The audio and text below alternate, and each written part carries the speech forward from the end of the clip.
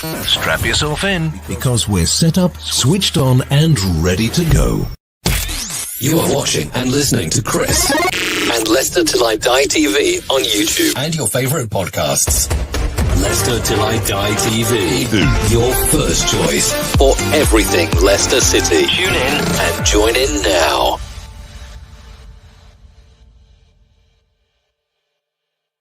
Hi everybody, Jerry Taggart here. Now be sure to watch Chris and Leicester Till I Die TV by subscribing on YouTube and following them on social media for all the latest Leicester City news and information. Come on you foxes!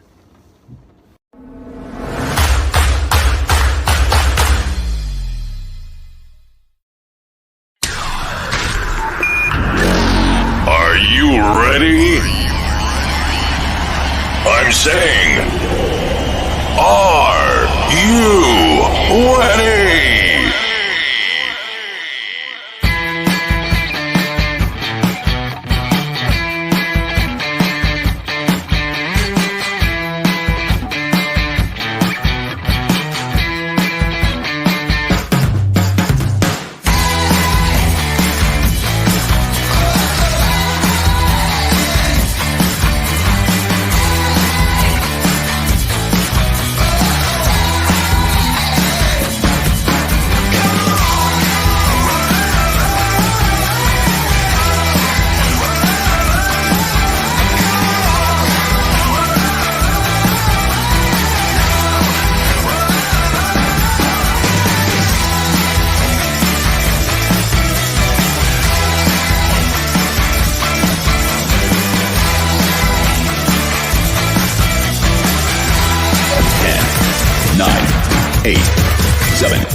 Six, 5, 4, 3, 2, 1.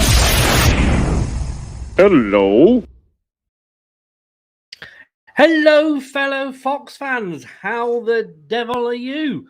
Welcome along. An extra little preview show tonight. I thought I'd whet your appetite and give you a double dose of Craig this week, just to cheer us up. What more could we want after us? How are you feeling anyway? Are you feeling any better? Are you going to ask me? Am I feeling... Dermot Gallagher, the referee that does his opinions afterwards? The penalty should not have stood, but he thought both offsides were. It's all about opinions.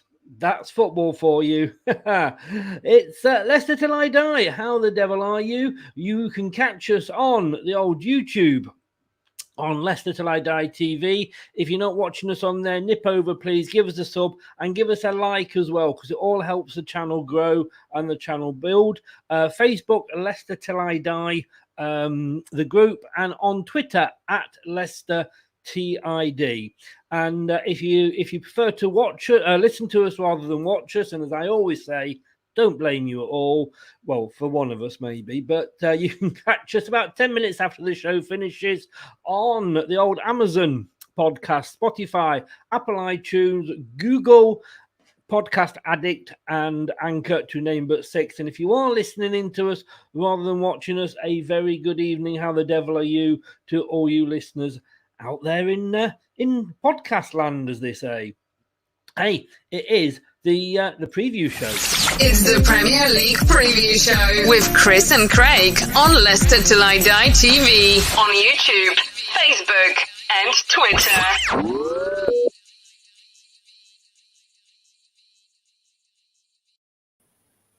Let's bring him in and say good evening to the quizmaster himself. Craig, how are you? I'm good, thanks, Chris. How are you? Well, you know. I think I know how you are. You know how I am. My therapist says I've got to talk about it because it's good to get it off my chest. Well, I've chosen my mug, my tea mug today, particularly for you. There you go. Yes, but the thing is somebody brought you that. That's the thing. You say, yeah. No, and I am going to mention it because Dermot Gallagher has come out and said that it wasn't a penalty. You know, looking at that, the guy was sort of, it's more like a scene from WWE than Premier League football. But I'm saying that VAR, it's not that VAR is not fit for purpose, it's the people that operate VAR that are not fit for purpose. Because how you couldn't see that, Alan Shearer and Dion Dublin, 2 ex-players on Match of the Day 2, who get to see the same camera angles that the VAR people do, said it wasn't a penalty. And queried one of the offsides. So why can't they? I'm suggesting that ex-footballers from sort of maybe, tier 3, tier 4, even sort of tier 5 should be offered these sort of jobs because they're footballers and they know a little bit more about the game. They haven't sort of, watched it on Match of the Day like these guys have. Do you think that's a good idea? Yeah, I think it's been mentioned a few times, Chris, and I know it's tough for me to start the program off by agreeing with you, but I'm going to. Yes, at last.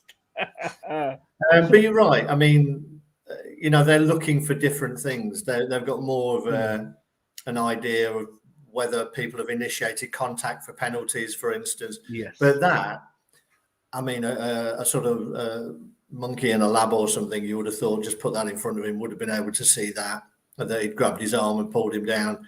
And your natural reaction is that your other arm goes up to try and steady yourself. So yes, it was a ridiculous, absolutely ridiculous decision. I know the other two are a little bit more contentious, but that one, and that set the tone for the game, really. You're one behind and then you're chasing the game.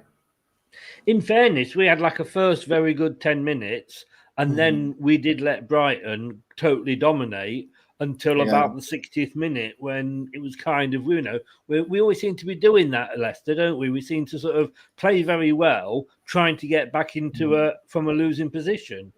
I think the problem is because we want to play this, we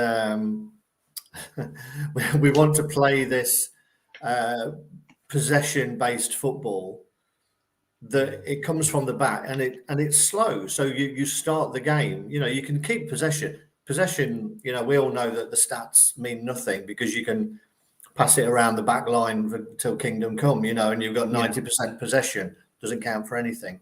Yeah. So because we come out with that, we rarely start the game quickly.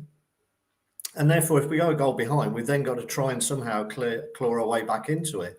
And then it's like, the chains come off a little bit and we go out and play the attacking football that we can. But we seem to be, I say we, Brendan seems to be obsessed with this possession football from the off, and it's all about getting control of the game. How about going and getting 2 or 3 goals up in the first 15 minutes? That would be nice. It would be. Peter Hines, good evening, sir. How the devil are you? No more swearing, please, Chris. I'm surprised YouTube haven't taken those videos down. I may have used a few swear words. But I was okay. The VAR ref was, of course, Peter Banks, and I'm sure he spelled his name wrong. But Yeti boy, good evening. Welcome along, sir. How the devil are you? At least there's no VAR for this match. You see, this is what I don't get. You've started me off again now, Yeti. Is that if this was being played at the King Power, I believe we would have VAR. Mm-hmm. But because it's at Millwall, obviously they haven't got that set up, and I understand that. We don't have it. So surely it should be turned off for every game. And I said this last season. I thought they had it, but all the security cameras had been smashed. Maybe I've just got a bad opinion of Millwall fans. I don't know. You may well. Well. But you're right. I mean, it makes no sense. It should be the same rules for the whole competition. The FA Cup and the League Cup should all be without VAR for me, because you're starting a competition in the lower leagues. None of them have it, and as you say, people can get an advantage, particularly the way that we've seen. Yeah. VAR being refereed. So for me, it's either all or nothing. I mean, Norwich are hosting Liverpool tonight, so there's going to be VAR for that one. Yeah. So if, it's a contentious penalty, it will be checked and not given, but it will then be checked by VAR. Nothing to say that they'll get it right, of course. Mm-hmm. But of course, if the same happens in our game, or for example, QPR hosting Everton tonight, it wouldn't go to VAR. And to me, that's giving certain teams, I say, a disadvantage. I mean, you're right. You know, as you say, in that Liverpool Norwich game, there's bound to be a contentious decision. It'll get checked, and Liverpool will get a penalty. We know how it works. Yes, yeah. And Dorco, good evening, sir. How the devil are you, sir? I blame Barnes. Why be in an offside position and VAR will look at it? If he'd got himself onside, both goals would have counted. I think maybe he's being told to get in that position by the referee, by Brendan Rodgers, to go and hassle the goalkeeper, and he probably just couldn't get back onside in time.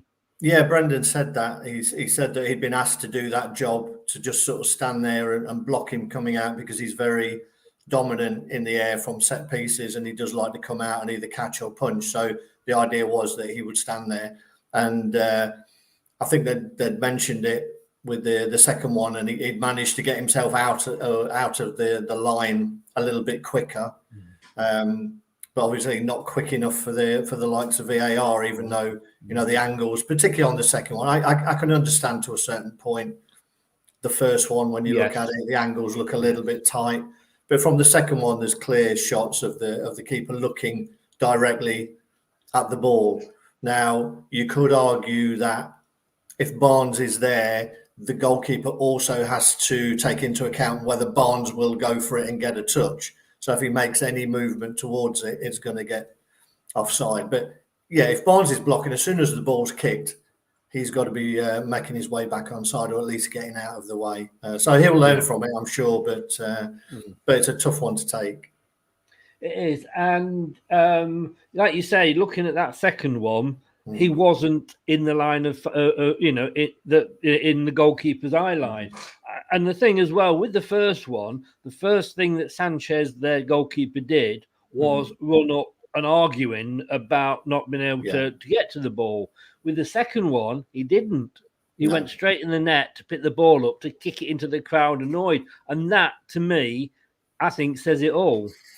Yeah, I'm a big believer in looking at players' reactions, and I'm surprised that referees and linesmen don't look at players' reactions enough, to be honest, because very often we know everybody will appeal for a corner or a throw-in, but very often, you know, if they know they've given a corner away, they will often go back into a defensive position to do it.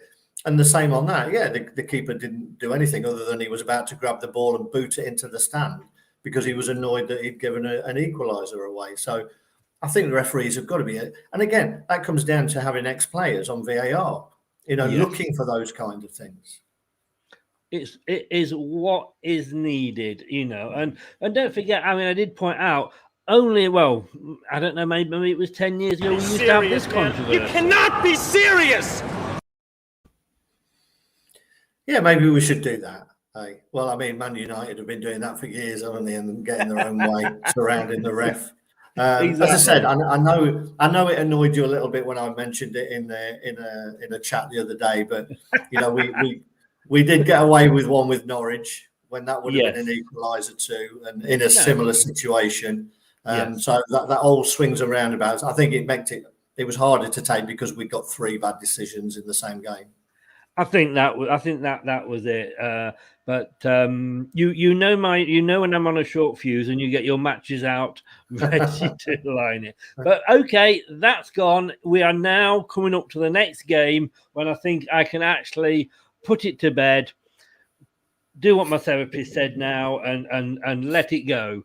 And I won't burst into song. We've got a little matter of this tomorrow night.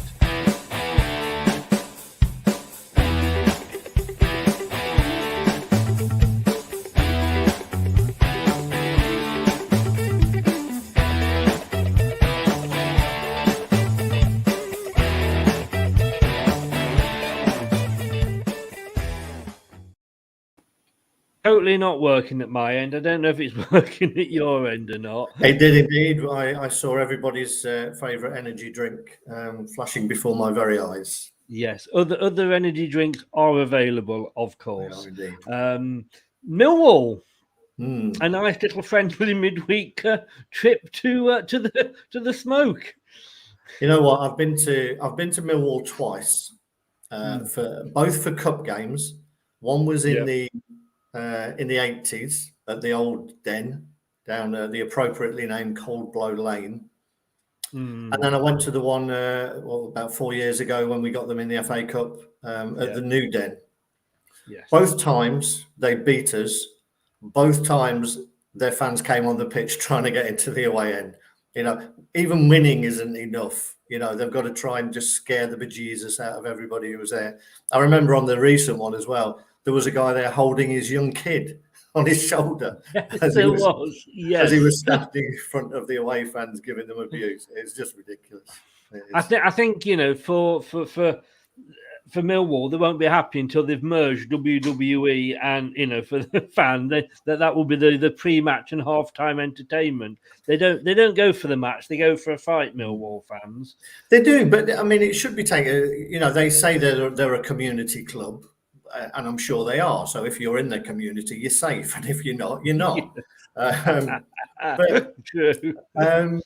But you know, the fact that our normal coach company who takes away fans down was refusing to go to travel as well due to the damage that the coaches have got on previous visits. You know, something, you know, has to be done about it. It happens all the time, and nothing gets done. Well, I mean, all I will say is that when the police won't move along these environmental, get the country green and what have you, and a woman goes into a coma from a heart attack, I don't think the police are going to do anything against football hooligans, are they? But maybe that's just society as we live in now. Moving on. I'm nothing. I am the Piers Morgan of Leicester till I die here, and I don't matter. Are you going to walk off? I will. It don't upset me, and I will walk off. But just don't mention Meghan. We've got. We're covering all the contentious topics tonight. It's unlike us to digress. It's not like us, is it? We'll get onto the Flashing Blade and kids' TV before the end of the show. You mentioned that the last time we played. How many of that team can you remember? What, the team that we put out? Yes. Because I'll bring it up in a minute because I was a little bit surprised. I'm not going to lie. I can remember a couple in particular. So Ben Chilwell, obviously, famously refusing to take throw-ins. He said because he had a bad wrist. Everyone else said he was scared of going near the Millwall fans. And I also remember it was a debut of Molly Wagyu. I was going to test you on that one. Well, I got him first. Yeah, but I think he got injured during that game. But he had a decent game. But yeah, I remember it, unfortunately, all too well, and a very, very late winner that they got. Yeah. Molo Wagyu, whatever happened to him? Did we have him on loan or? We had him on loan. He played that game. I'm not sure if he played anymore because he got injured. And then I'm sure he turned up somewhere last season. I can't remember if it was in the Championship or in Europe somewhere, but I did see his name mentioned. He was playing for somebody. Yeah. Well, here we go. I'm going to stay here and let's bring that team up. I'm impressed that you can name the one game that Wagyu got picked for. I think Claudio was kind of maybe not taking this totally seriously because we've got in goal we had Ron Robert-Zieler, your favourite goalkeeper. I'm sure he made the top 5, didn't he, when you picked them? No, I think he was in my top 43. Was he? Just. Johan Benalou. No, to be honest with you, I never thought got a fair chance at Leicester. Most of the attackers didn't get a fair chance when he was playing either. He did like to kick a few. I think I remember him playing in a pre-season friendly a couple of seasons ago, and the manager was asked to take him off because of some wild lunge that he did. He was at Forest, I think. I don't know if he still is. Yeah, he was. He was. He did a good job there. Took them further down. He certainly did. Chilwell, and obviously we mentioned Wagyu, or Wag or Waggy or whatever it is. Daniel Amati made an appearance, and now here's a blast from the past. Yeah, Kaputska. I've seen Kaputska play. I should have that on a T-shirt. I was going to say, can you not get the T-shirt for that? I've Andy seen King Kaputska play, and I've seen Musa score. That's a T-shirt in itself. It is, isn't it? That would be. You'd have that framed and put on the wall. I think so. Obviously, Andy King and Mendy there. Damari Gray, one of his rare starting lineup. And Musa and Okazaki. I love Musa, but I think it was just me. I don't think I just don't think he was ever utilised to his best ability, and it worried me the other day. Yeah, he was the Patson Daka of his day. I think he's, Daka's going to get more chances than Musa got, but you come to a new country, you've got to get a run of games. He did well. There was some great finishes. It was the 2 goals that he scored away in the FA Cup at Everton. And do you remember the Barcelona game? But we were stuck in that rigid formation of one up front. And if he did get a game, it was the rare one where we were resting Jamie, or he was played out of position on the left wing. So he never really got a fair crack.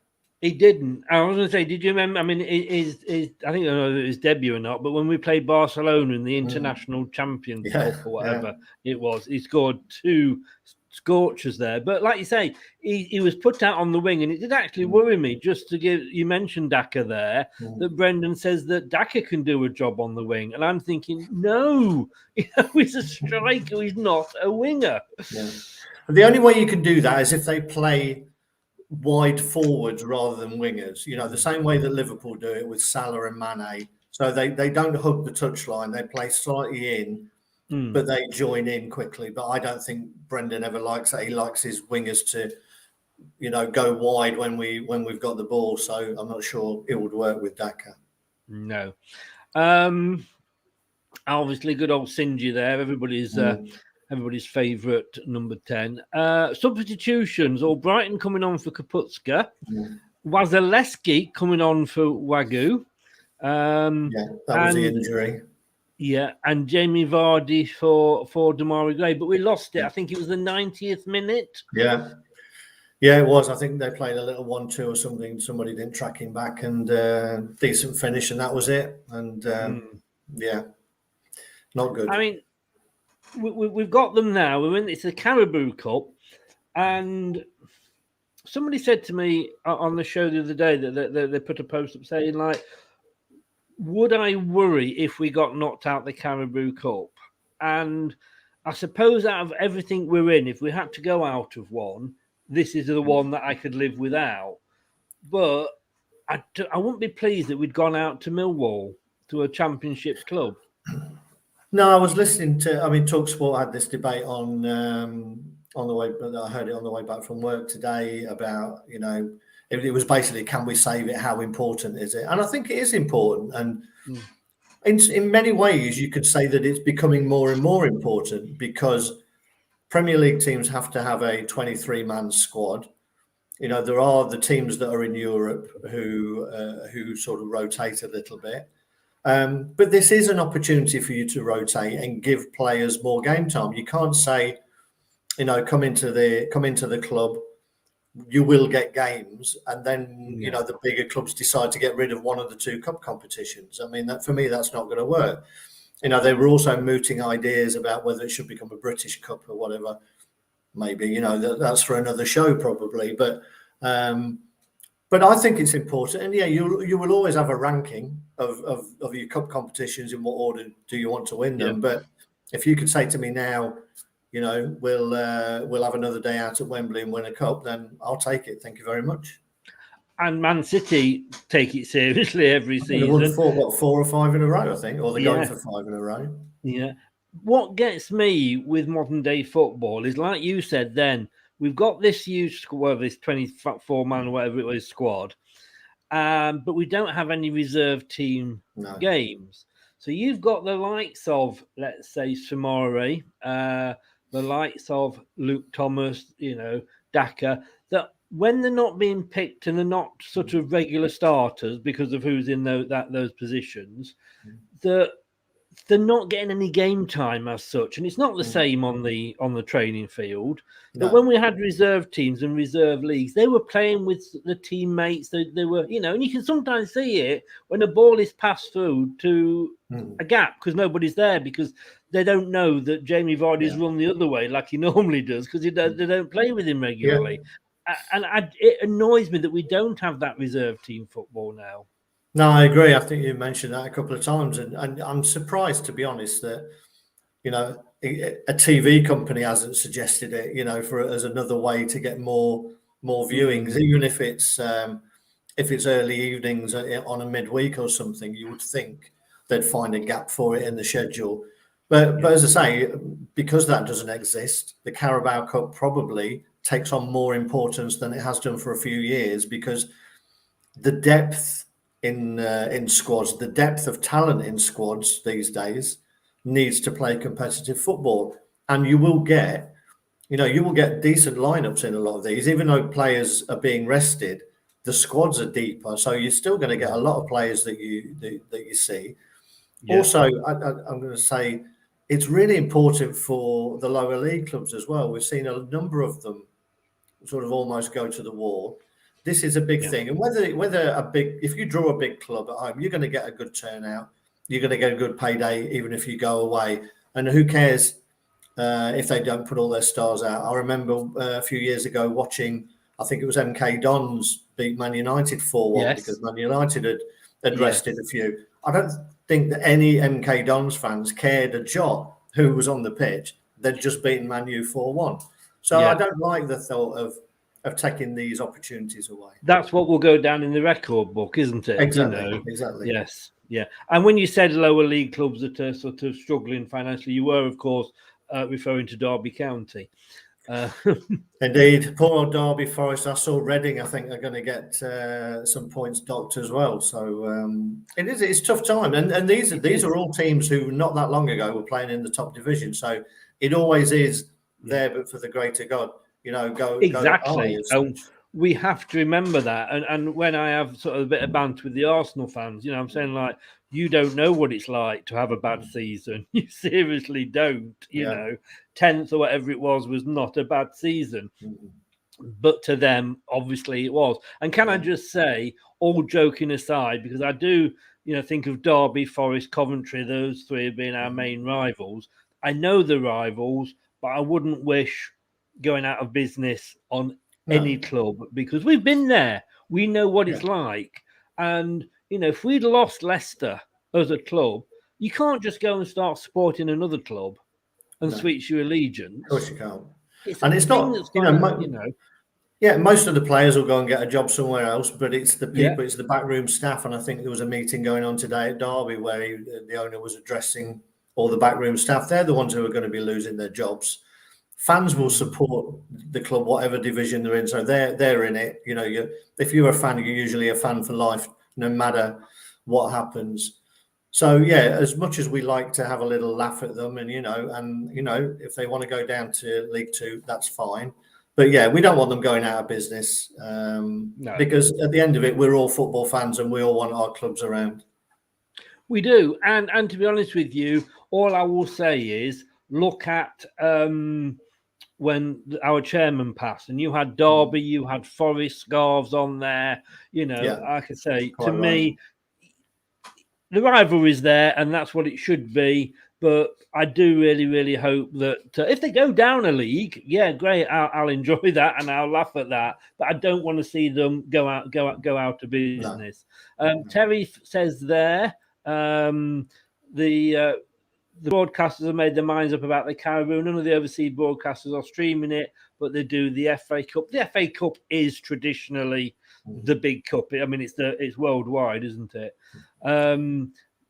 Dorco, Leicester, is it Dorco? Dorco. Leicester are good at wasting good players. Hope Daka is not going to be another Karamak. I like Karamak. I like Karamak as well. It's one of my favourite confectionery bars.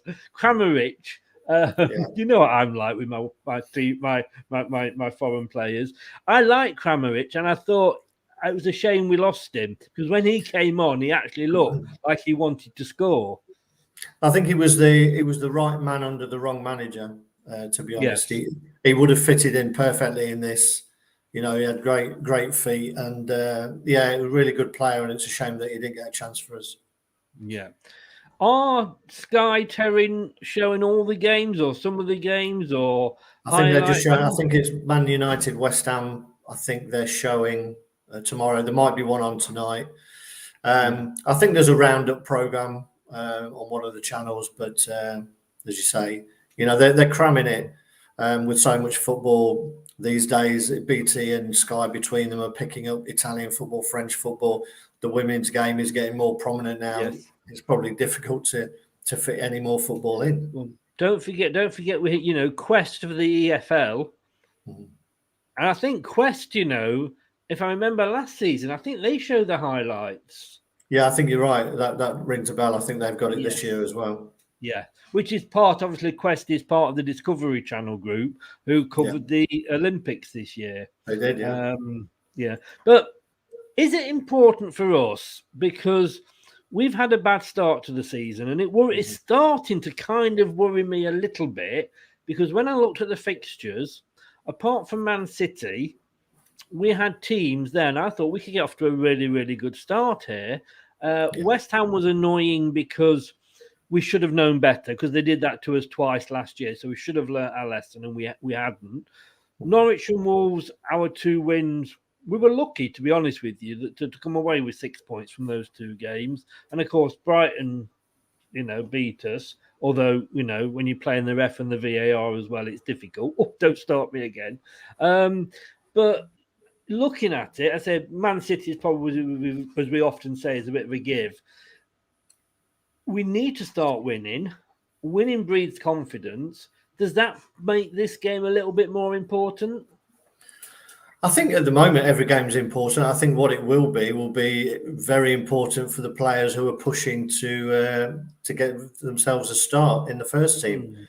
And we'll come on to the potential team and players in a little while. But we've had it so many times though in this. That a team will get changed, and how often do we sit back afterwards and say, well, nobody took their opportunity. Nobody took the chance that was given to push it.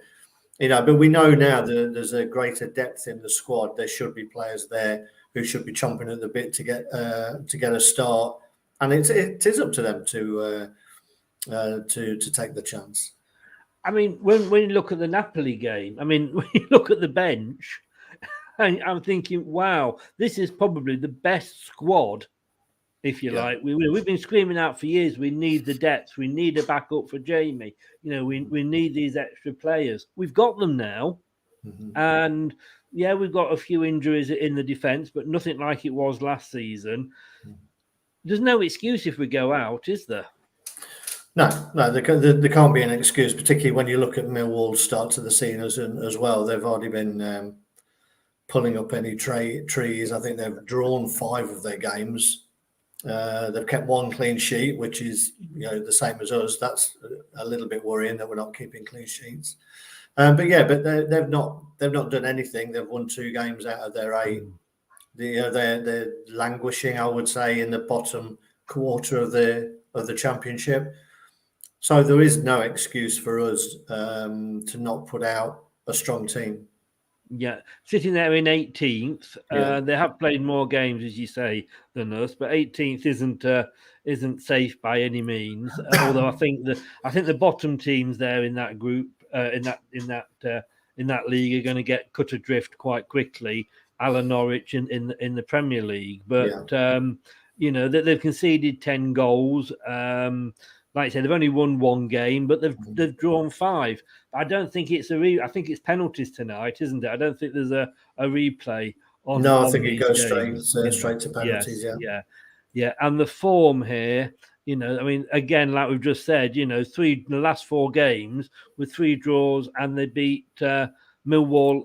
Millwall beat Blackpool. Easy for me to say, but Blackpool were down to 10 men, so they're not on a good run. And you can look back at, there I mentioned Newport County, and you look at the players that turned out for us. And like you say, you know, in that game we get there as well, Benelou and whatever, you know, you sometimes look at these players and think, maybe, you know, but when you come to think that, you know, we could have starters for like Samari, Daka, you know, we've, as I say, I don't think there's an excuse, and I think if we lose tomorrow night with the start we've had, and don't get me wrong, I'm not going to sit here and go like Brendan out or anything like that. Of course I'm not. But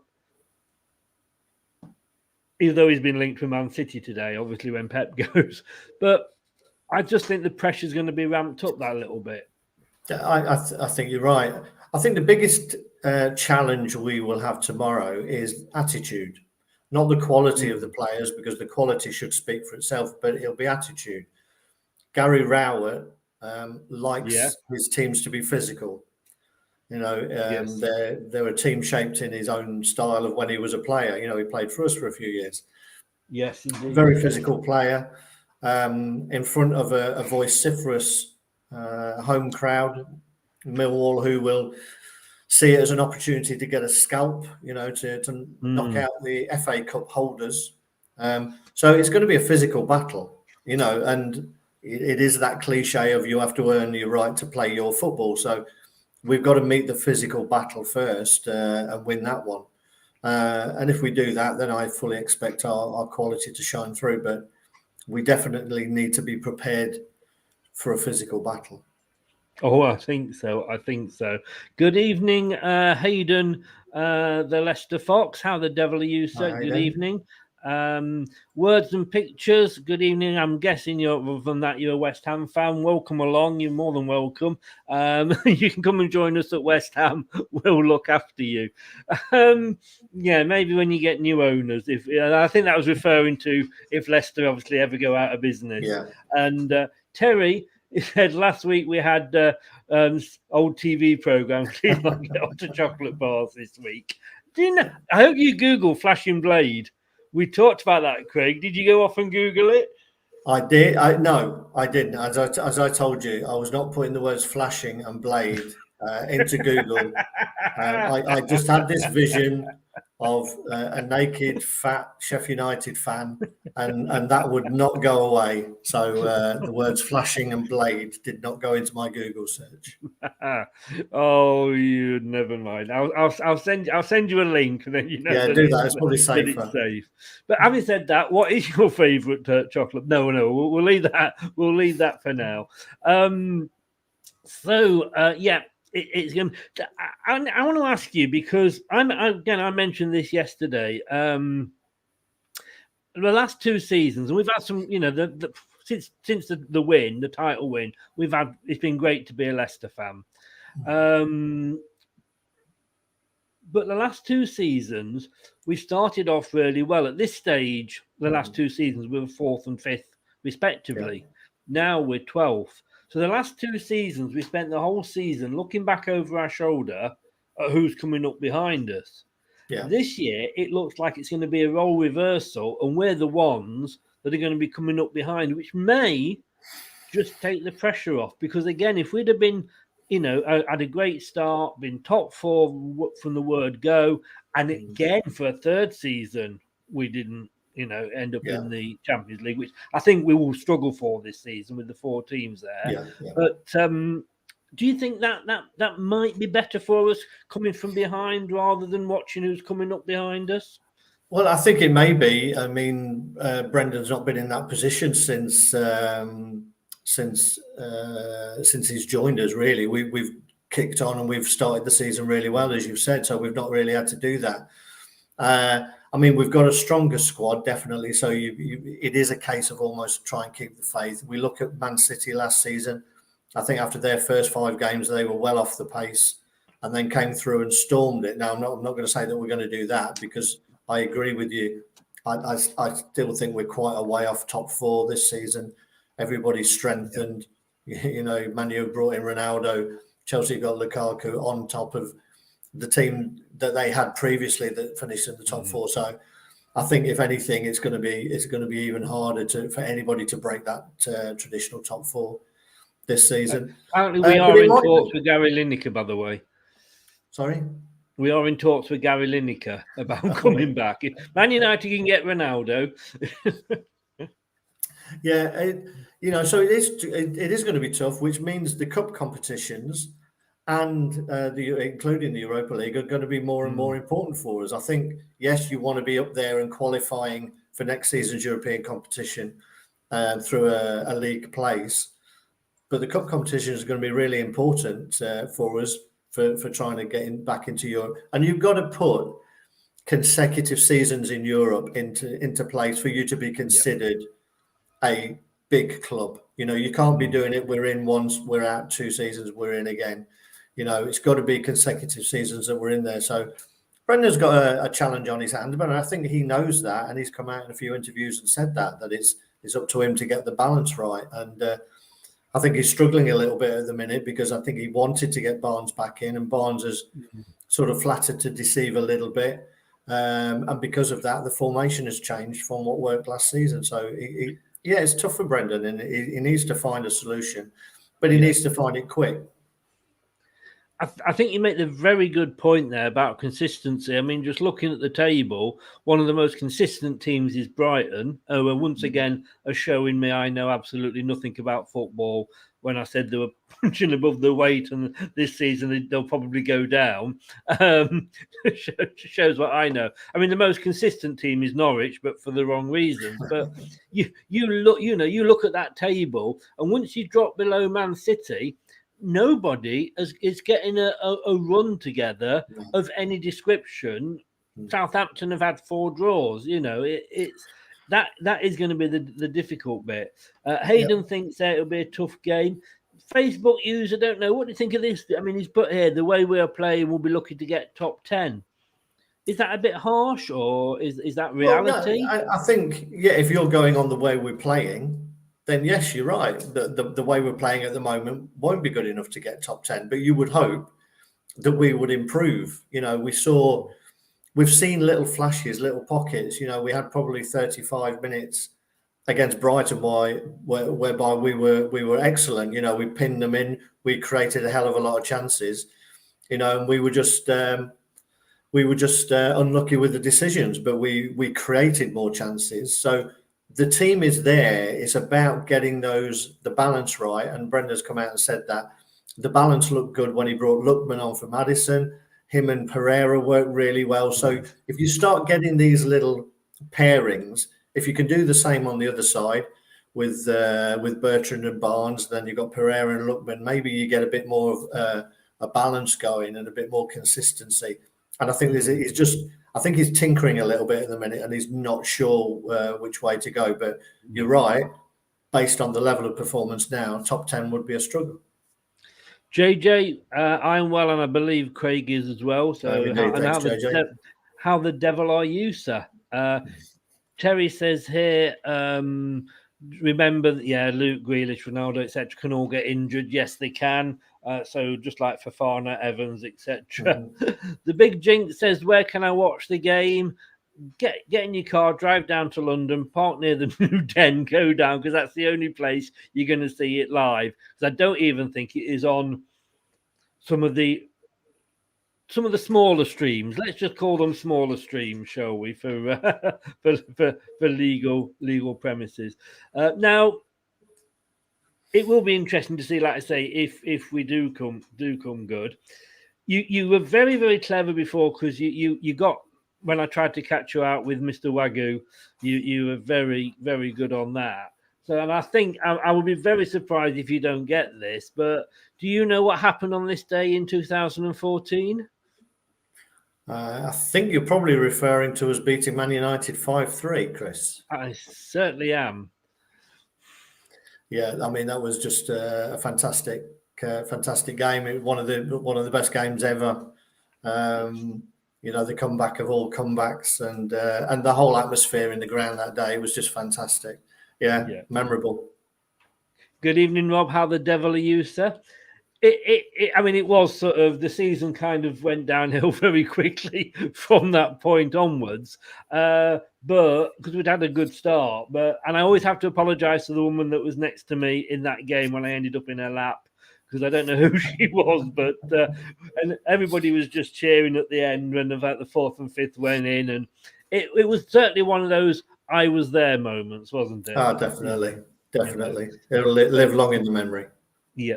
Now, of course, what we do is in these preview shows is we have a one to watch.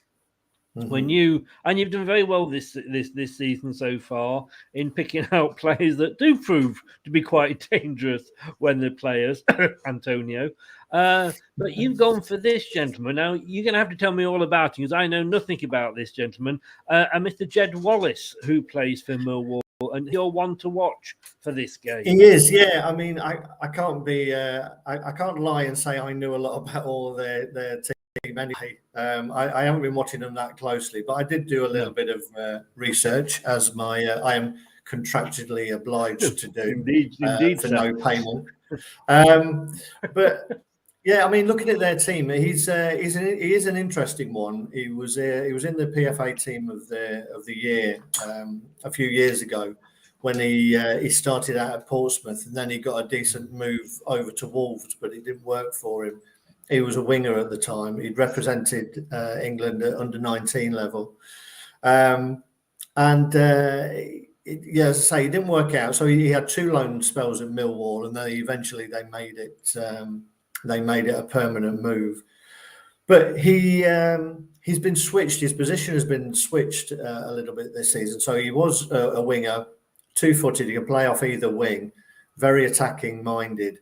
But he's been playing as a number, almost like a false 9, playing off a striker. And he's got in the goals this season. He scored 3 in his first 5. He had a great goal scoring record in his very early days when he was in non-league. I think he scored something like 10 in 17, and then quickly got picked up by Portsmouth. So he's definitely got a bit of skill. He was nominated. I think he may have even won goal of the month in the first month of this season for a free kick that he pinged in from 30 yards against Blackpool into the top corner. So he's got fantastic technique. And he's out of contract at the end of this season, and he's already been linked with moves to West Ham, Celtic and Rangers have all been sniffing around him.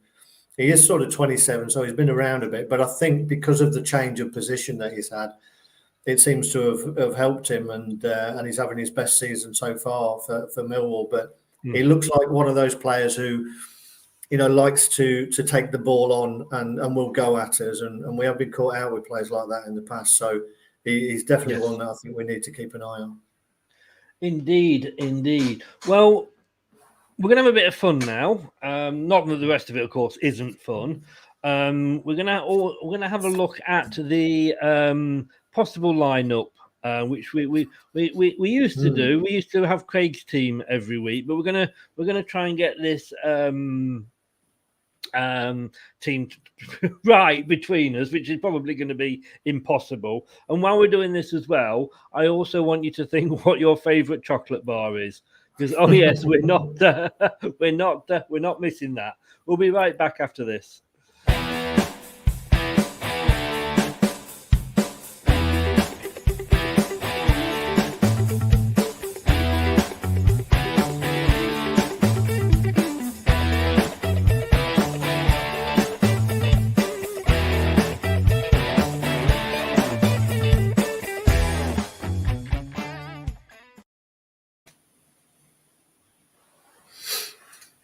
I'm a Twix man myself. What are you, Craig? Are you? I would say if it had to be anything, I'm probably a flake out of the fridge. It has to be out of the fridge, though.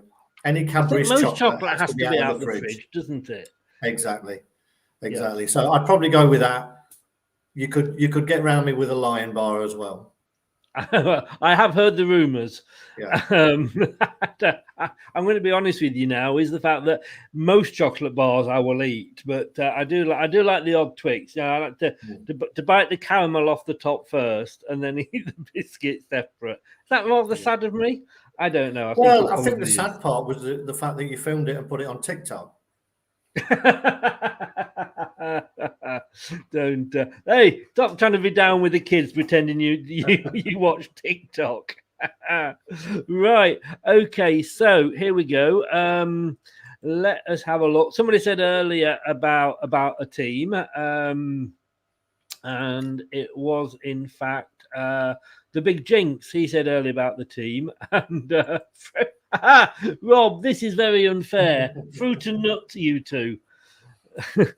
I'll take being nutty if Craig takes being fruity. Why not? Why not? I'll take anything.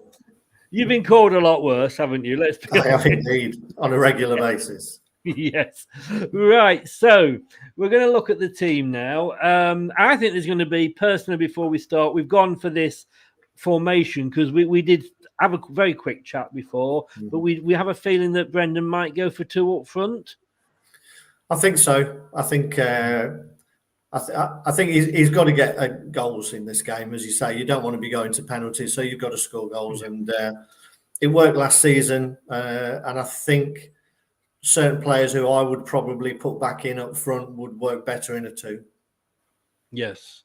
Yes. I didn't realise this. Apparently, I don't know if this is right. Terry says Husky Chocolate is their sponsor. I didn't even know Husky was a chocolate. I did see that Husky was across the front of their shirt, but I didn't know it was a chocolate bar, to be honest. No. I just thought they were being sponsored by a breed of dog, to be honest with you.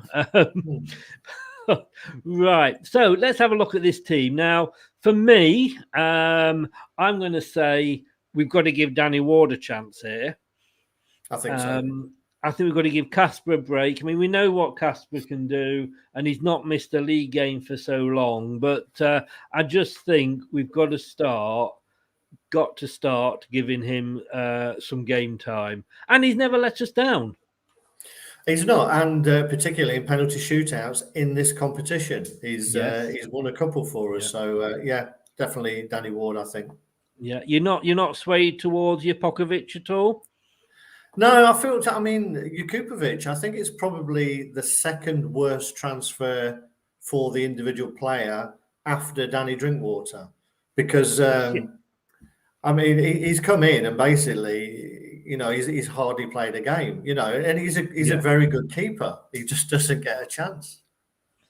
I thought when old Mr. Ron, whatever he was called, left, I thought he would just be the number two because he was Hull's number one, wasn't he? But he was, yeah. And he's had the chance to leave, but he's he's signed a new contract again, so he's obviously happy doing what he's doing.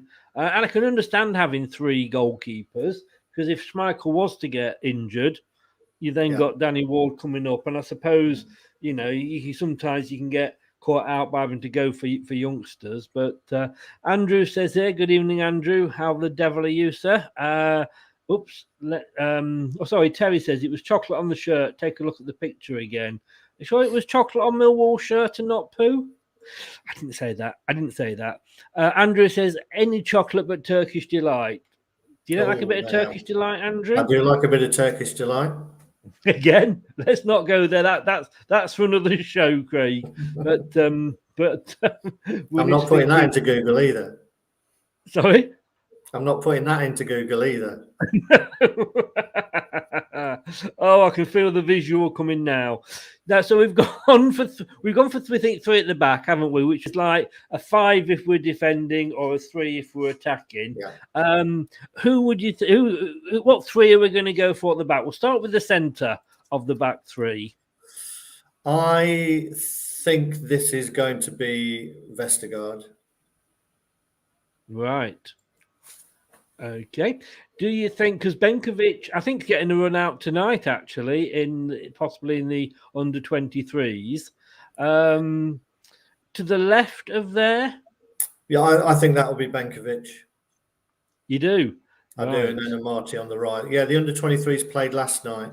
Oh, was it last night? Yeah, had a 3-1 win against Everton, and Benkovic played. Right. Did he play the full 90? I'm not sure if he did, to be honest, but no.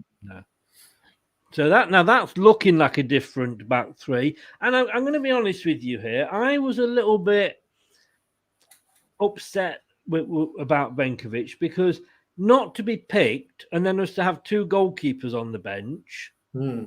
Because no matter how, and I don't think he's that bad, because he's won trophies, and I know it was Scotland, etc. But you could argue that when he's been in the lower leagues, he's not played there. But as a defender, he knows more if we needed to bring a defender on than if we were having to bring a midfielder on to play at the back because of an injury or a sending off or whatever. The only reasoning, I say not an excuse, the only reasoning I would say that I think when that happened, I think the transfer window was still open and it looked very much like he was going to get a move away. But then certain other people didn't move on and he didn't get his move either. So he's now been pulled back into the squad as part of the 23-man squad. So I think Brendan saw a bit of a change in attitude from what he'd said once he realised that he hadn't got his move, and maybe this is the season that he's just going to get his head down. He does like the attitude off the field, doesn't he, Brendan? And that makes a lot of decisions on his squad. Has Benkovic, do you think, still got a future with us, or is it another Kaputska? Yeah, I think unless, and I don't wish any more injuries on us, but unless we get injuries, I can't see him starting enough games to show the manager what he's got. I think, I don't know what he's got left on his contract, but I'd be very surprised if he was here next season and probably even in January, because I think we were looking at getting another one in as well. But these are the games where hi Scott. These are the games where if he is going to get a chance, he's got to show his worth. We talk about football being a short career. You've got to take every opportunity. Yes, and it will be, like you say, it will be interesting to see if he's given his chance. And this is the other problem, of course, is if he's not being given a chance, how can he take his chance? You know what I mean? And it's very, very. I feel a bit for him, to be honest with you, because. But then again, like I say, it was his. I can see it's almost like a Kaputska part 2, to be honest with you. Craig, a serious and very insightful question here that I need to, in fact, ask you on behalf of Andrew Medhurst. Are you a chocolate hobnob fan? Do you like a hobnob every now and again? Oh, definitely. Definitely. It's the biscuit of the gods, to put no finer point on it. Yes, a chocolate hobnob and a large cup. Yes, it is. That sounds like a 70s porn film. Well, to be fair, Chris, I think most things I say come across as a 70s porn film to you. But the thing is, the chocolate hobnob and a cuppa is a risk and reward, because it's high risk. If you leave it in there too long, then it's dropping to the bottom of that cup and it's like a sludge pit.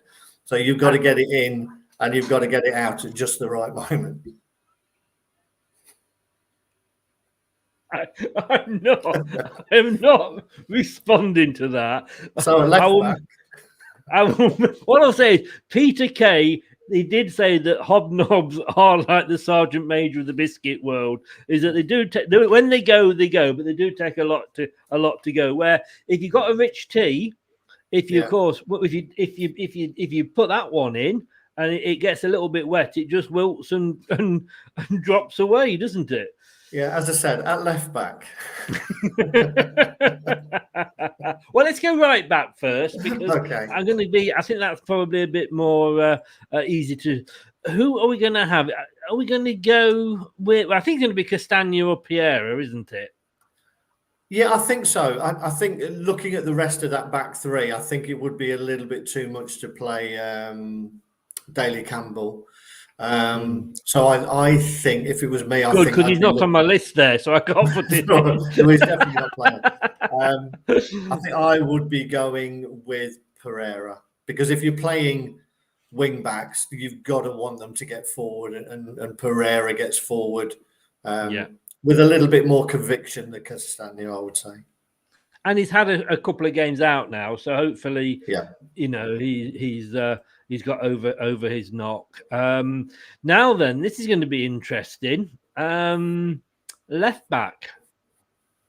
I think this is where Luke Thomas will come back in. I don't think he really let anybody down when he's played. And he is a talent, and I think he needs to be nurtured. So he does need to keep getting some regular pitch time. I've got to be honest with you. I didn't think you were going to go with him because of the Ben Chilwell at Millwall situation, but I agree totally. He's done nothing wrong, and Ryan Bertrand, he was taken off, I think, to sort of have a rest and what have you in the last game. So I agree totally. Luke Thomas there. We're doing well. We're agreeing a lot tonight. Even we are. Maybe not agreeing over your hobnobs and your cup, but we're agreeing over everything else. And Andrew says here he's quite partial to dunking a bourbon. I'm quite partial to downing a bourbon, but that's a different thing. Oh yes, indeed. Nothing wrong with that, is there? Nothing wrong with that at all. Right, let's go centre mid, the holding midfield position there. Now then, this is going to cause, because I don't think we should start with Ndidi. No, it's a tricky one for me. I always like Ndidi in there. I think he's better than everybody else. But I think I would put in Samare, but I know that Brendan seems to want him to be more of a box-to-box midfielder, and then this is almost going against that, asking him to be the holding midfielder. But I think because of the physicality that is required in there, I would be putting Samare in there. Or what about Hamza Chowdhury? Yeah, I mean it's a fair. No, I know shout. he's not my favourite player, as you know. Not that he's got a red card in it. Some a little bit like Ndidi at the moment, to be honest with you.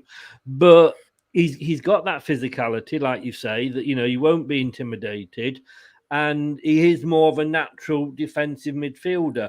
Or do you feel, with having the five possibly at the back, that we can get away with Samari?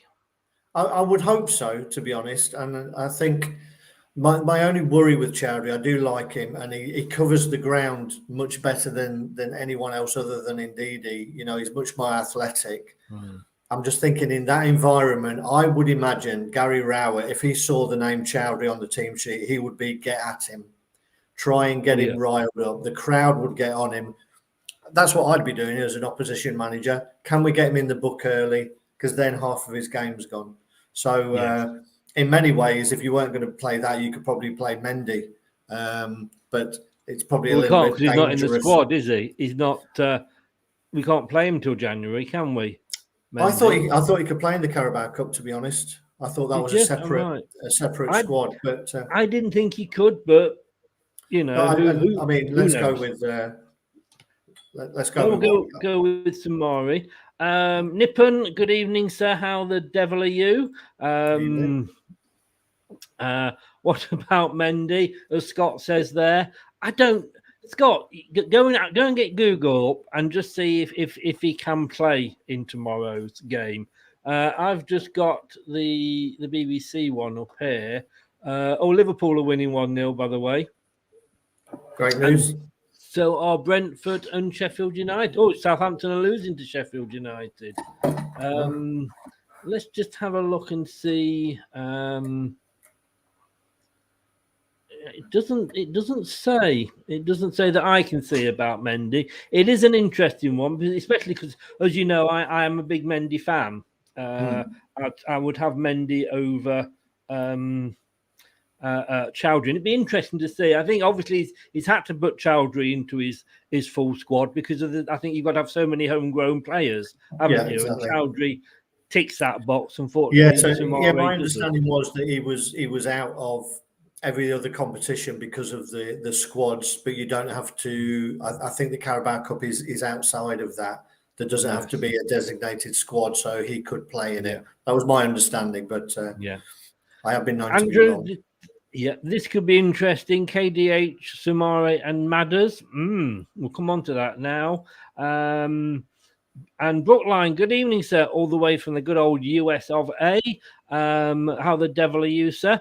Let's go with the wild, hungry midfield. Chowdhury, Dewsbury Hall, Samari. Well, let's have a look. What we're going to do on the left of midfield here. For me, I think that's Dewsbury Hall. Has he played on the left before, or he's predominantly left-footed? So is he right? Yeah. Right. So I've only seen him. I thought I'd only seen him on the right, to be honest with you. But if he is predominantly left-footed, I think he is. I'm pretty sure he's predominantly left-footed, and yes. I think this is a perfect opportunity for him to get some game time and show what he's made of. I think he's chomping at the bit. He's come out pre-season and said this is a big season for him. Brendan's come out and said it's a big season for him. So he has to throw him in and trust him. Yeah. My only worry with that is you've got two youngsters on the same side there, Dewsbury Hall and Thomas. I don't imagine either of them should be overawed. I mean, let's be honest with you. Thomas has played in the Europa League. He scored in the Europa League. We know from when he told Jamie Vardy to get out of the way so he could shoot and score his man. He's not short of confidence. And Dewsbury Hall has had a full season playing in the Championship, which again, it's not an easy league. That, let's be honest. No, he will have come up against Millwall twice last season, so he'll know what that's all about. Yeah. Charlie, good evening, Charlie. Not seen you, first timer. How are you? How the devil are you? Thanks for joining us. No one should start if they're in contention for the first team on Saturday. We don't need any more injuries. It's a fair point because we know that Millwall are going to be an aggressive team. Terry says here, no squads. The lower league teams don't have a Premiership squad, if you get my point. So maybe Mendy can. Maybe Mendy can be in there. But we'll go with Samari because, again, I think he needs, the chat, game time as well. Now then, who are we going to put on the right? I mean, again, can I just say, Perez is back in contention. He's back for this game. Don't let that influence you at all. You could easily play Mendy in there as well and give Samari a bit more of a freer role to go forward. But for me, I would be very surprised if Tielemans is not in this team. Right. Do you know what I like about Tielemans? Are you going to mention that he's a bit like a quarterback? I was, funny enough. Yes, I do. He does give me that feeling when he plays. Do you not think he's maybe looking a little bit jaded? I know, don't get me wrong. It was a fantastic ball in for Vardy to score against Brighton. But, I think he's played in every game so far. Yeah, and I think you could make a strong argument for having him on the bench as well and bringing him on if needed. I just think Brendan trusts him to carry out his game plan on the pitch. To be honest, that he's his go-to guy. You very often see Tielemans, talking to other players, taking them to one side, telling them to do this, that, and the other. There are other options. I'd never put Perez into a midfield three. So for me, the only other person who could go in there would be Mendy. So you've got some extra legs, allowing, as I say, Samari and Dewsbury Hall to play a little bit further forward. But I've got a feeling that he'll play Tielemans. It is when you look at the team. It is. You're struggling for sort of experienced players, although you could argue Vestergaard he has must up with us and Samari as well. But there's an argument: put Tielemans on, get to 60 minutes, hopefully maybe a goal two up, and then at that point rest him. Now Scott here has just thrown the cat among the pigeons. Hi Chris, just looked it up, and what I'm led to believe Mendy can't play due to not being named as the player that will play within the league.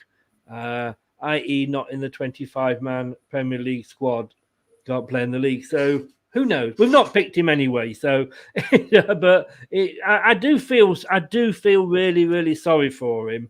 And I was hoping, there's rumours about him leaving, but I like Mendy and I think he's a good backup. But then, you could argue that we've got Samari now, but it's one of those.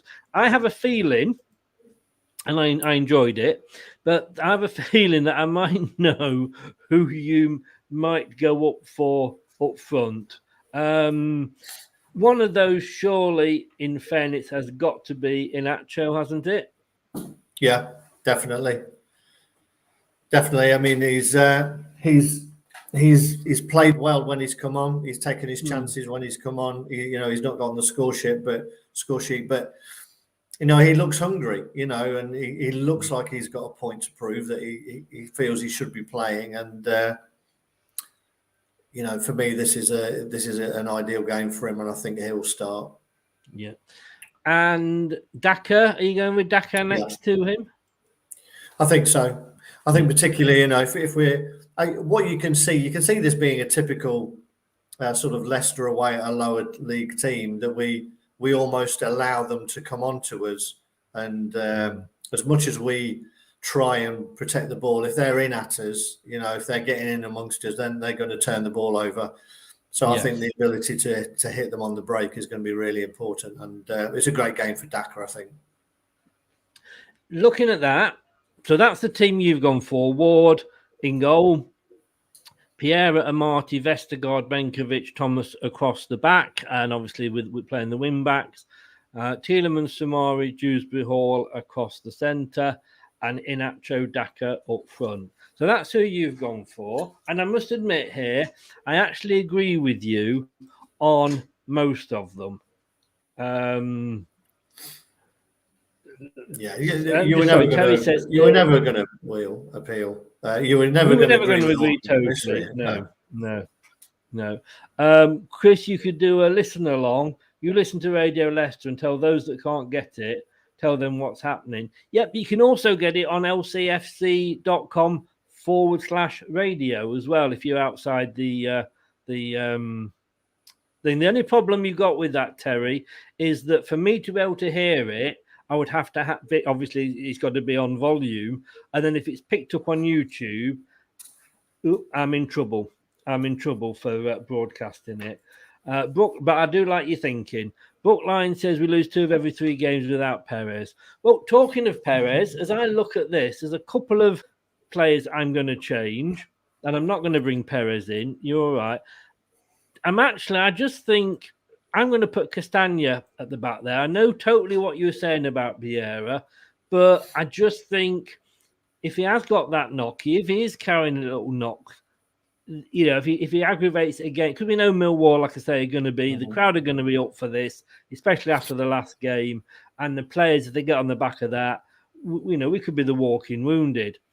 And I must admit, I agree again totally what you say about Tielemans. But I'm going to start with Lookman because I think he has looked, no pun intended. I just think give him a start. He's not had a start yet. He's looked good when he's come on. He completely changed the game, I think, against Brighton when he came on, and I just think he deserves the thing. Apart from that, I do agree with you. Yeah, I think it'd be interesting. I'm not sure Lookman could play in a 3. I'm not sure he's got the discipline to do that. But who knows? Sometimes you're surprised by players when they're thrown in and asked to do a job. I mean, I wouldn't risk him, let's say, in that position against a Liverpool or a Chelsea. But I just think it's just going to give him some game time, and if it's not working out, then you got the options on. Because I think, is it 5 subs again that you're allowed in this? I think it was last season, wasn't it? I would think so. Yeah. Andrew says here, thank you very much for this, Andrew. I've got the face for radio. I wouldn't argue with you there, sir. I've got the face for a really good podcast. Score prediction. Let's leave on this one, Craig, with you. What are you going to go for? Because we don't do the league with the ex-players, and we don't do the longball.net predictions for this either. I didn't have a very good weekend, so I'm glossing over the longball.net. Well, I can tell you something, Chris. I forgot to put my scores in, so you did much better than I did. Did you not get a reminder? I might have done, but I didn't see it. Nobody came and tapped me on the shoulder. So, oh, what you like. I I feel a bit better now. Then at least I'm still ahead of you. If I finish ahead of you, I've done well, sir. I've done well. Right, let's move this out. Score lines. So, what are you going to go for? I'll come to you first. I'm going to go for us to win 2-1. We did say we agreed a lot, didn't we? You're going to go for that as well, Chris, are you? I have a yes, because I always think, if you notice, you see a lot of my score lines recently, or even sort of last season. I always think within Leicester we've got the fact that we can let a goal in within the makeup of the team, or we go a goal behind, and I don't think this will be any different. And I think that will get them up, up and at us. So yeah, I think it's going to be 2-1 as well. So we are ending with an agreement. Concur. Yeah, we concur. Indeed, we do. Charlie says, "Play Mads. If he doesn't perform tomorrow, he should be nowhere near the pitch on Saturday." I'm sorry. I think for me, there's something that he's just not happy with. Whether you could argue whether he had his head turned with the Arsenal talk, although there was no official offer in, so it shouldn't have been. There's something that's just not clicking with him at the moment, and it can happen when you've been out for a while. Barnes has started to pick up now, but first couple of games he wasn't all there, and I just think I'm scared that Maddison's going to become one of those players that we know he's got it within him to get like the goal against Man City in the 5-2. We know he can be a game changer if he comes on. I'm just worried that he's going to end up becoming that luxury player. we know he's become a dad over the summer. Whether all of this is playing on it a little bit, I don't know. Whether his focus has gone a little bit. What you don't want him to become is the new Ross Barkley, who had all of this talent and very early on looked like he was going to be a world beater, and then he's just allowed it to drift away from him. And I hope that doesn't happen to Maddison, because we love him. We heard him when he's on his game, he's fantastic, and then he speaks so well afterwards. He looks like he's a real student of the game, and I think it would be harsh to think that he's not suffering too, and he's not happy with his own performances. I think he'll come back. I think he just needs to, again, a bit like Soyuncu, get back to basics, just get on the ball more and work hard, and it'll come back. I mean, what I love about Brendan Rodgers is he doesn't drop a player just because he's had one bad game. No. And we saw that, with Soyuncu, that I said, I think he should be maybe given a break. He didn't. He played him. He moved him over to the right-hand side. And you made a very, very valid point that that's probably been good for him, because he's had to go back to just, doing the basics, if you like. And like you say, there's a lot going on Maddison's head. Tielemans is a different kind of player, because he's been at the links as well. He's got the contract there that he didn't have signed, but he just seems that bit more mature, if you like. And I think you just need to maybe just say to Maddison, just take a couple of games out. Get your head right. Get time in on the training field, and then come back a bit better. Scott says here that I've been brave changing Craig's players in that formation. I just it's only because he's in a completely different city to me. But no, I just, it's just basically, like I say, I wouldn't say, certainly wouldn't put Lookman there if we were playing a top 4 or 5 in the Premier League. But I just think he could be. He's looked a Maddison type player when he's come on, that he can change the game, that he can do those things. So I just want to give him the chance to. Mm-hmm. Andrew says here, Maddison seems to slow the play down. Brookline, when Maddison first joined, he was very ball dominant, but as Brendan moves to quicker passing, he looks uncomfortable. We've got to remember this as well, haven't we, Craig? Is that a lot of these players are only doing what they're being told to do. That's it. And you know me, I've talked about it quite a lot, about in-game intelligence, being able to react to what's going on in the game rather than just follow the game plan. You know, so if you're being pressed high up the pitch and you're still trying to play out from the back, it makes no sense. You've got to be able to be brave enough and intelligent enough to react to what's going on the pitch.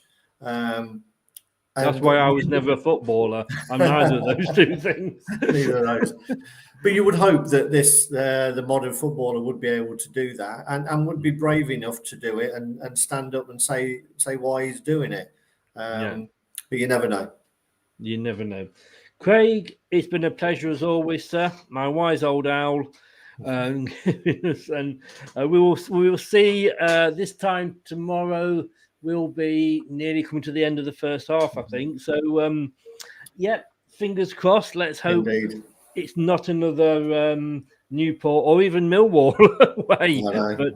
I have a feeling I don't know. It's like I say, I won't be sorry if it does go a little bit tits up, but I don't want to lose to a lower league team. That's the thing, because I just think our confidence at the moment isn't up there, and I just think it might just knock us a bit too far down.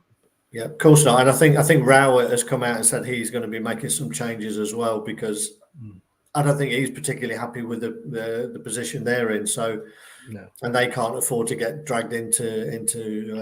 I know it's early days, but can't afford to get dragged into something. So I think he'll be making some changes too. Yeah. I will see you again on Friday, sir. Indeed, when we look forward to the footballing masterclass that Burnley will offer us. Oh, Dan, if you're watching, I never said that. Although I don't think he will, because Burnley are actually at home tonight. So I think he's probably has nipped off to Turf Moor. You know, I mean, Burnley have had a terrible start to the season. They've got 1 point. They're one off the foot of the bottom. You know we're going to lose. Craig, I'll let you go, mate. Thank you so much for coming on. As always, your knowledge is invaluable. Thank you so much, and take care, and come on the Foxes tomorrow night. Yeah, cheers. Thanks, Chris. Thanks, everyone. Thanks a lot. Good night. Take care. Bye-bye. So thanks to Craig there. Like I say, my wise old owl, he brings the if not the good looks, he certainly brings the knowledge and the experience and expertise. And I can see him in the green room. I think he means 1 minute. I think that's what he's trying to say to me. What's coming up this week? Well, we've got tomorrow night the match. It's a 7:45 kickoff down at the New Den, which is just a den, let's be honest with you. We've got the post-match show 10:15 afterwards. It may or may not be with Brad, so he may have me on my own ranting if that's the case. If of course we don't win. At least I haven't got VAR to rant about. So guys, you'd be safe from that. On Thursday, it's a double header. We've got the prediction show at 7:00 when we're going to be joined this week by Charlie, a Man City fan. And for those of you that follow the quiz that we do, the Big Fat Football Quiz, he did Manchester City's representation there. Then 9:00, nip over, change channels just for the one night. 9:00 on Thursday, nip over to the aforementioned Dan's channel, Turf Moorhouse TV, and I will be on there doing a preview show on the Burnley Leicester game, and then back with Craig on the Friday at 7:00. You got me every night virtually, and then about 5:30 on Saturday, we've got the post match with the opposition review next Monday. And I'm gonna say I'm so pleased that we've got this in, because you may remember last season that we had Julian Watts, ex-footballer, played 38 games for us over a couple of seasons, and he also set up the ball that Claridge shinned in, shall we say, and that's using his words. He used to come on and do the post-match show with us, which he can't. He's struggling this season. So what we're going to be doing every Tuesday at 9:00, we're going to have a show X on the pitch. Do you see what I did there? Oh, come on. That's clever. You're impressed, aren't you? No. Oh, well, I was. One of those, when I came up with that, I thought, I like that. Tuesdays, 9 o'clock, X on the pitch with X-Fox Julian Watts, when we will be just talking football generally. Put your questions in about the weekend games. We'll be looking back at those, any contentious decisions, Europe if we played in Europe. It's going to be a really good show, and it'll be great because I say we'll be able to get a ex-player's opinion. So that's not tonight. Don't be coming on tonight at 9 o'clock. We're going to be doing it next week, next Tuesday. Scott, Craig's gone, but you say in here, just want your thoughts. To me, Madders not only seems to be lacking confidence, but seems to have lost his ideas and creativity. Beyond the 90, good evening. How the devil are you, sir? Get over to Beyond the 90. It's a great Leicester City channel. They do an awful lot. They've got a great, and I'm trying to start something up on the ladies' team. I'm struggling, but Beyond the 90, you've got a good coverage of the ladies' team as well. Evening, Chris. Hope you're well. Do you think we can pick up our form? KDH deserves a chance. Neil. Yes, Neil, we discussed that earlier. We've got KDH in our team. He's hungry. He looked hungry pre-season. I think, well, both me and Craig think that he will be given his chance. You watch, we'll be totally wrong now. But you know what we're like for getting these things wrong. Anyway, let me get rid of that and say goodbye. Thank you for joining. Pick us up on YouTube, Leicester Till I Die TV. And if you want to listen back rather than watch back, don't forget, about 10-15 minutes, it'll be up on podcast, Amazon, Spotify, Apple iTunes, Google Podcast Addict, and Anchor, to name just 6. 7:45 tomorrow. It's only Millwall. It's only the Carabao Cup. What could go wrong? See you tomorrow. Hello, Matt Elliott here. Be sure to watch Leicester Till I Die TV on YouTube and follow all their social media platforms for all the latest updates and news on Leicester City Football Club. Thanks for watching Leicester Till I Die. This is Chris saying goodbye and see you next time.